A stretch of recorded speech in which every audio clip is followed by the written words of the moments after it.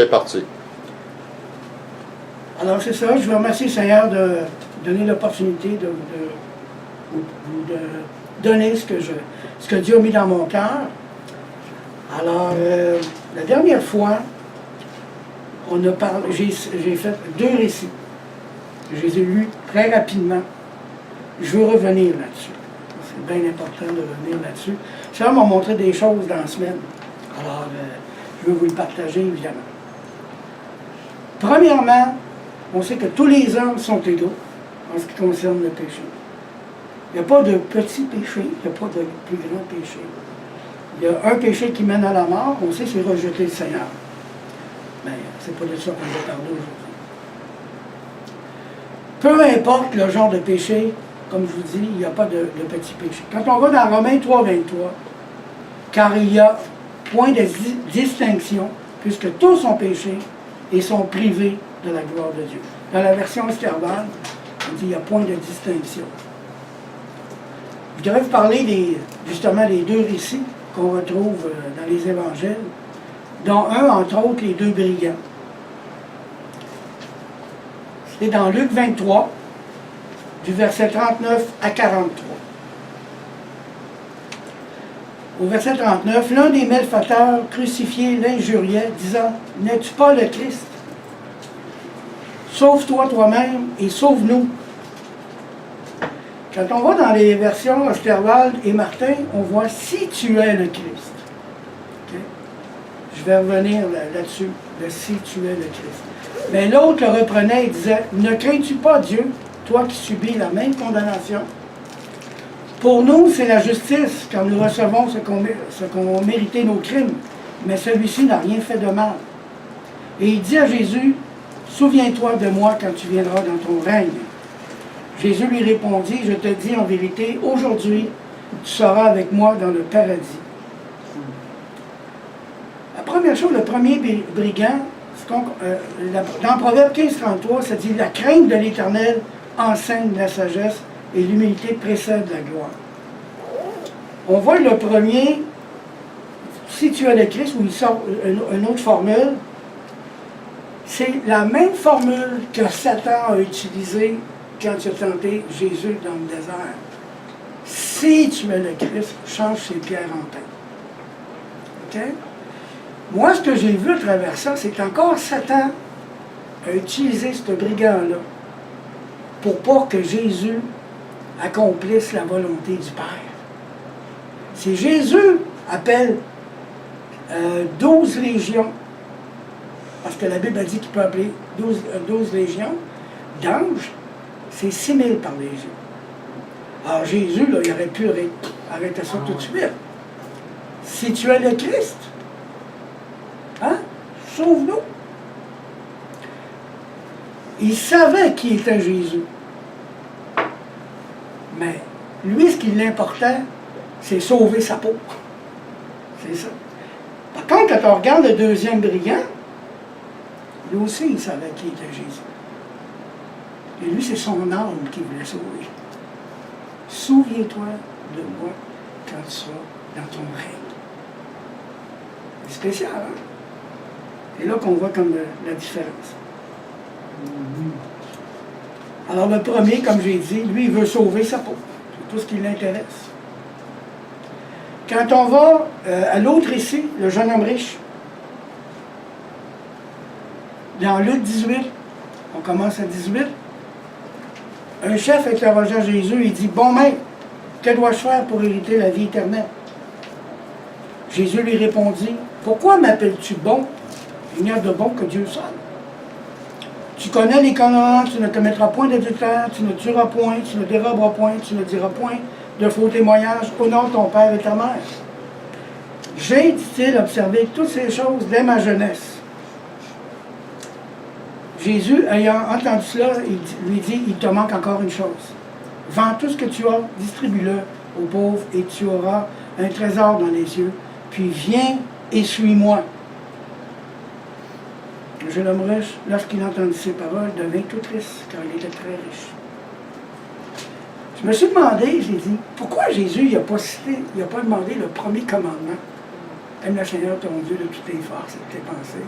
Et le second, aime ton prochain comme toi-même. D'après moi, c'est parce que Jésus connaissait les cœurs, connaissait son cœur. Alors il dit, puis ça démontre une chose. Tu as beau observer les commandements, tu ne commettras pas l'adultère, tu ne tueras point, etc. Ça ne sauve pas. La leçon ici, c'est que ça ne sauve pas. Alors, l'amour des biens matériels l'empêchait de suivre Jésus.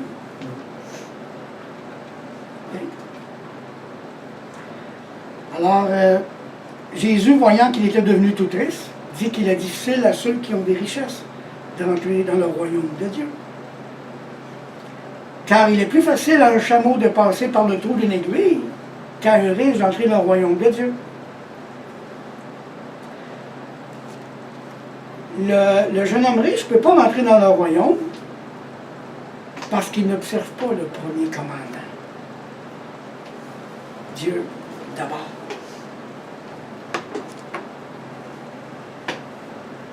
Alors ceux qui l'écoutaient dire qui peut être sauvé. Jésus lui répondit, ce qui est impossible aux hommes, est impossible à Dieu. Paul, dans la lettre à Timothée, il écrit une chose. Recommande aux riches du présent siècle de n'être point orgueilleux, de ne point mettre leur confiance dans l'incertitude de richesse, mais dans le Dieu vivant, qui nous donne toutes choses abondamment pour en jouir. Je pense à Matthieu 6, 33, hein?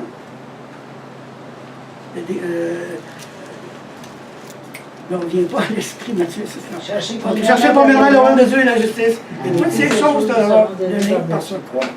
Merci, Francine. Alors, je viens de lire 1 Timothée 6, 17. OK? Dans Ecclésiaste, on voit une chose, en Ecclésiaste 2, 17, il dit, c'est supposé être Salomon qui l'aurait écrit, « Et j'ai haï la vie, car ce qui se fait sous le soleil m'a déplu, car tout est vanité et poursuite du vent. » Qui peut dire ici que c'est bien matériel qu'il a ramassé, il va les avoir encore demain? Qui peut dire ici que demain, il va continuer à respirer? Personne. Personne ne peut dire ça. Dans 1 Timothée 6, 18, il recommande de faire le bien, d'être riche en bonnes œuvres. Okay. Prompt à donner, faisant part de leurs biens. Évidemment, les bonnes œuvres, c'est les œuvres qui viennent de Dieu. Okay. Comme dans Éphésiens 2, 18. Hein? Quand nous sommes son ouvrage étant créé en Jésus-Christ pour de bonnes œuvres que Dieu a préparées d'avance afin que nous les pratiquions. Et de cette manière-là, on va s'amasser ainsi pour l'avenir un trésor placé sur un bon fond afin d'obtenir la vie éternelle. En fait, c'est ça qu'on devrait rechercher, la vie éternelle, notre relation avec Dieu.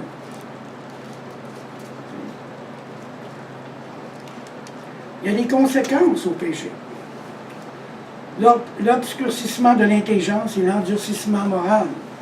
Je ne vous le lirai pas, mais en lisant Romains 1, on voit exactement ce que Paul dit dans Romains 1, l'endurcissement moral et l'obscurcissement de l'intelligence. Surtout quand on regarde au ciel, la lune, le soleil, la terre, tout ce que Dieu a créé, ça ne peut pas venir du hasard. C'est pas possible, ça. Okay? L'ADN, tellement complexe, ne peut pas venir du hasard. Dans Éphésiens 4, 17, voici donc ce que je dis, de ce que je déclare dans le Seigneur, c'est que vous ne devez plus marcher comme les païens, qui marchent selon la vanité de leurs pensées. Ils ont l'intelligence obscurcie. Ils sont étrangers à la vie de Dieu à cause de l'ignorance qui est en eux, à cause de l'endurcissement de leur cœur. Ils ont le cœur dur. Quand on témoigne aux gens, quand ils ne reçoivent pas, leur cœur s'endurcit. Et ça, j'en ai l'expérience avec certaines personnes. Okay? Ils s'endurcissent de plus en plus. Puis ils cherchent à contredire continuellement. Même au niveau de la science, ils vont chercher partout. Okay? En fait, il y a une rupture de la relation avec Dieu. Au début, Adam et Ève avaient une relation avec Dieu. Mais elle a été coupée, cette relation-là, temporairement à cause du péché. Et quand on parle de rupture, on parle de mort spirituelle, mort physique et mort de l'âme. C'est pas juste le corps qui va mourir, c'est spirituellement et ton âme aussi meurt. Dans Éphésiens 2:1, vous étiez morts par vos offenses et par vos péchés. C'est la mort, point de la ligne. Séparés avec Dieu. Dans lesquels vous marchiez autrefois, selon le train de ce monde, selon le prince de la puissance de l'air, de l'esprit qui agit maintenant dans les fils de la rébellion. Nous tous aussi, nous étions de leur nombre, et nous vivions autrefois selon les convoitises de notre chair, accomplissant les volontés de la chair et de nos pensées, et nous étions par nature des enfants de colère comme les autres. Je lève ma main. C'est là que j'étais. C'est exactement ça. Dans le jardin d'Éden, lorsqu'Adam et Ève ont péché, il y a eu des conséquences. Il y a eu rupture avec Dieu. Ça a donné une souffrance morale et physique. Ça emmène même au niveau physique. Dans Genèse 3:10, okay, il répondit, « J'ai entendu ta voix dans le jardin et j'ai eu peur. » Adam et Ève n'avaient pas peur avant. Ils communiquaient avec Dieu le soir, la Bible dit. En relation avec lui, pas de problème. Mais là, il a eu peur. Parce que je suis nu et je me suis caché. Ici, Dieu a tué un animal et l'a recouvert de la peau d'animal. Moi, je dis que c'est un prélude à ce qui venait après, dans l'Ancien Testament, auquel les grands prêtres devaient immoler des boucs et des agneaux sur l'autel. Faisait couler le sang. Quand Dieu a tué ces animaux-là et l'a recouvert de leur peau, il faut penser que l'animal est mort puis qu'il a dû saigner un peu. On s'entend? Donc, c'était un précurseur à ce qui venait. Dieu a une suite logique, hein? Il n'est pas mêlé, lui. Alors, il dit à la femme, la souffrance de tes grossesses, tu enfanteras avec douleur. Et tes désirs se porteront vers ton mari, mais il dominera sur toi. Ça pourrait être une prédication, ça. Il dominera sur toi. À Adam, au verset 19, il dit, « C'est à la sueur de ton visage que tu mangeras du pain jusqu'à ce que tu retournes dans la terre d'où tu as été pris, car tu es poussière et tu retourneras en poussière. » Toute une sanction, hein?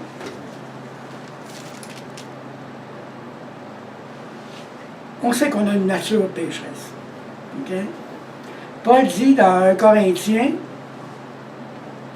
que ce corps n'héritera pas du royaume de l'immortalité. Au verset 53, il dit « Car il faut que ce corps corruptible revête l'incorruptibilité et que ce corps mortel revête l'immortalité. » Donc ce corps-là, il est foutu. À cause du péché, évidemment. Évidemment, il y a un jugement. Dieu a jugé. Et il y a une condamnation. Dans Matthieu 25, 41, est-ce que quelqu'un pourrait me lire le verset 40? Matthieu 25, verset 40, s'il vous plaît. Et le roi leur répondra, « Je vous le dis en vérité, toutes les fois que vous avez fait ces choses à l'un de ces plus petits de mes frères, c'est à moi que vous les avez faites. » OK. Tu as donné un verre d'eau, tu as donné des vêtements, tu as fait des œuvres que Dieu a préparées. Alors, c'est comme si c'était arrivé. Et au verset 41, il dit, « Ensuite, il dira à ceux qui seront à sa gauche, « Retirez-vous de moi, maudits, allez dans le feu éternel qui a été préparé pour le diable et pour ses anges. Car j'ai eu faim, et vous ne m'avez pas donné à manger. J'ai eu soif, et vous ne m'avez pas donné à boire. J'étais étranger, vous ne m'avez pas recueilli. J'étais nu, vous ne m'avez pas vêtu. J'étais malade et en prison, vous ne m'avez pas visité. Et ils répondront aussi, Seigneur, quand avons-nous vu ayant faim, ou ayant soif, ou étranger, ou nu, ou malade, ou en prison, et ne t'avons-nous pas assisté? Et il leur répondra, je vous le dis en vérité, toutes les fois que vous n'avez pas fait ces choses à l'un des plus petits, c'est à moi que vous ne les avez pas faites. Quand il parle de petits ici, il parle des siens. Okay? Et ceux-ci iront au châtiment éternel, mais les justes à la vie éternelle. Dans Jean 3, 36, ça dit, celui qui croit au Fils a la vie éternelle. Croire, il ne faut pas oublier, c'est obéir. Okay? Mais celui qui désobéit au Fils ne verra point la vie, mais la colère de Dieu demeure sur lui. D'ailleurs, c'est dans un des épîtres de Jean, il dit, tu crois que Dieu existe? Tu fais bien. Les démons aussi, ils tremblent. On sait pourquoi ils tremblent. Ils ont désobéi. Ils sont voués à l'enfer.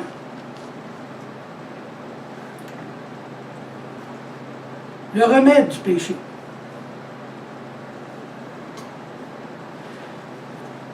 En fait, le remède, il vient par le pardon.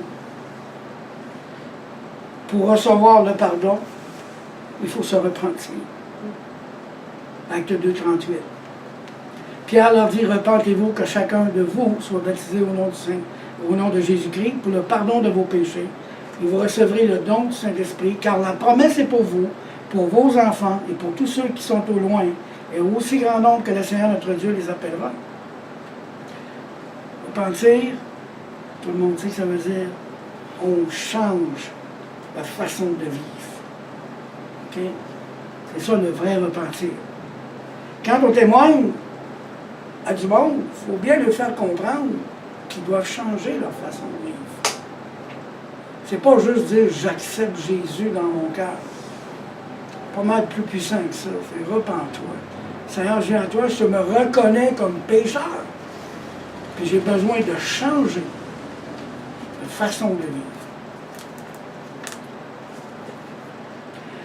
Quand il dit, car la promesse est pour vous, pour vos enfants, pour tous ceux qui sont au loin, c'est pas au loin physique, là. C'est dans le temps. C'est pour nous aussi. Okay? Il ne faut pas faire une mauvaise interprétation. On sait que Jésus est l'agneau parfait. Okay. Hébreux 9, 25. Comme il est l'agneau parfait, ce qui veut dire, dans Hébreux 9, 25, et ce n'est pas pour s'offrir lui-même plusieurs fois qu'il est entré. Dans l'Ancien Testament, on sait que les grands prêtres immolaient les agneaux, des boucs, et ça effaçait le péché du peuple pour 1 an. Jésus est l'agneau de Dieu. Il est entré comme le souverain sacrificateur entre chaque année dans le sanctuaire avec du sang étranger.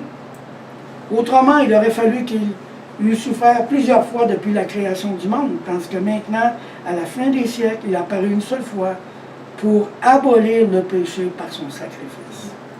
N'est-ce pas glorieux, ça? Il abolit le péché par son sacrifice. Alléluia. Et, dans Éphésiens 2,8, que tout le monde connaît, je présume, car c'est par grâce que vous êtes sauvés par le moyen de la foi. Cela ne vient pas de vous, c'est le don de Dieu. Ce n'est point par les œuvres, encore une fois, afin que personne ne se glorifie. Et j'aime bien Éphésiens 2,10. Je me souviens, je ne l'entendais pas souvent à l'Église. Mais c'est tellement important. Car nous sommes son ouvrage, ayant été créés en Jésus-Christ, pour de bonnes œuvres que Dieu a préparées d'avance, afin que nous les pratiquions. Le désir de nos cœurs, là, c'est avoir une relation avec Dieu, être capable de l'entendre pour qu'il nous dirige dans les bonnes œuvres qu'il a préparées d'avance. On n'a pas besoin de faire de grands efforts dans ce temps-là. On voit Dieu agir. Moi, c'est mon trait. Quand je vois Dieu agir dans ma vie. Je n'ai pas fait d'effort. Je racontais tout à l'heure, quand ma soeur est venue au Seigneur, elle me courait après. Pas moi qui courais après elle, c'est elle qui me courait après. Elle voulait savoir ce qui s'était passé dans ma vie. En entrant chez mon autre frère, elle dit c'est ce qui s'est passé. Ben, c'est ça qui est arrivé. Dieu travaillait. Dieu avait préparé son cœur. Gloire à Dieu. Je n'ai pas besoin de faire de grands efforts. Ça passait une histoire. J'ai déjà entendu, je ne sais pas si c'est vrai, mais quelqu'un racontait qu'il y avait des gens dans certaines églises qui prenaient leur Bible et qui tapaient sur l'autre, il faut que tu acceptes Jésus. C'est pas tout à fait comme ça que ça marche. Alors, on est justifié par sa mort et par sa résurrection. Dans Romains 5.1, ça dit « Étant donc justifiés par la foi, nous avons la paix avec Dieu par notre Seigneur Jésus-Christ, à qui nous devons d'avoir eu par la foi accès à cette grâce, dans laquelle nous demeurons fermes et nous nous glorifions dans l'espérance de la gloire de Dieu. » Colossiens 1.12 dit « Rendez grâce au Père, qui vous a rendu capable d'avoir part à l'héritage des saints dans la lumière, qui nous a délivrés de la puissance des ténèbres et nous a transportés dans le royaume du Fils de son amour, en qui nous avons la rédemption, la rémission des péchés. » Wow! Quelle grâce! Alors, merci Seigneur, tous les jours, d'être venu me chercher. Puis on se dit tout le temps, hein, pourquoi moi? Quelle grâce! Pourquoi moi? Finalement, il y a une promesse à tout ça. La promesse, c'est la vie éternelle. Dans 1 Jean 5.13, je vous ai écrit ces choses afin que vous sachiez que vous avez la vie éternelle, vous qui croyez au nom du Fils de Dieu. Et on sait que quand on y croit, on obéit. Je peux vous donner un exemple. J'ai 2 billets pour aller à Paris. Et j'appelle un d'entre vous, je ne vais pas faire de privilégié, un couple, mettons.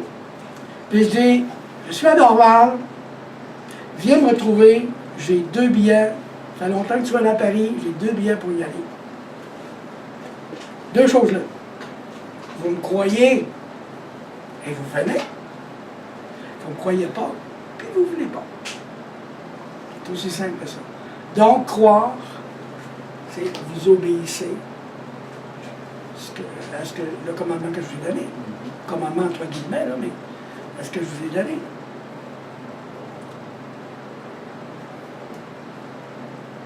Pourquoi c'est important de croire en son nom? La Bible dit qu'il est le nom qui est au-dessus de tout nom. Il n'y a rien d'autre. J'ai déjà dit dans mon témoignage un jour, de claustrophobie. Je n'ai pas tout à fait réglé encore. Et j'étais en prison. Et c'est sûr que j'ai paniqué. Et j'ai fait l'expérience de ce nom-là. Jésus, Jésus, Jésus, Jésus. Et je me suis endormi comme un petit bébé. Et Seigneur, quand je me suis réveillé le lendemain, c'est vrai qu'il est le nom qui est au-dessus de tout nom. Juste prononcer son nom. Je n'ai pas fait une prière absolument incroyable. Jésus. Ben, Jésus, c'est sauveur. C'est mon sauveur. Je l'appelais, viens m'aider. Là, j'ai pris de panique. Jésus. Je sais que Jésus est le nom qui est au-dessus de tout le monde. Amen. Amen.